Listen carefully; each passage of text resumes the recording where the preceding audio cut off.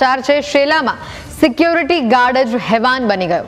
વૈભવી ટાવરમાં સિક્યોરિટી ગાર્ડે સગીરા પર દુષ્કર્મ આચર્યું।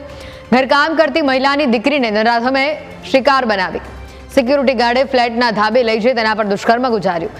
સગીરાના બંને હાથ બાંધી સગીરાને હવસનો શિકાર બનાવી।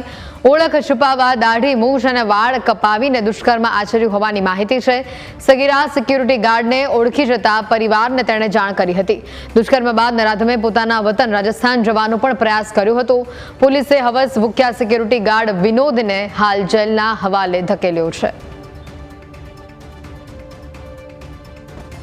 આ ઘટનાની જાણ થતાં તુરંત જ બોપલ પોલીસ ઘટના સ્થળે પહોંચી ગયેલ હતી।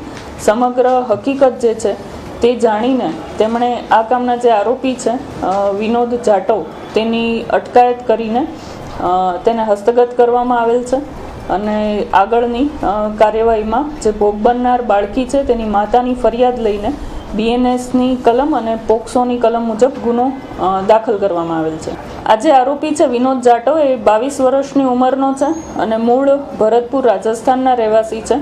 તે આ જે સ્કીમ છે ત્યાં સિક્યુરિટી ગાર્ડ તરીકે નોકરી કરવા માટે છેલ્લા 2 મહિનાથી અત્રે આવેલો હતો અને છેલ્લા 2 મહિનાથી આ સિક્યુરિટીમાં ફરજ બજાવે છે।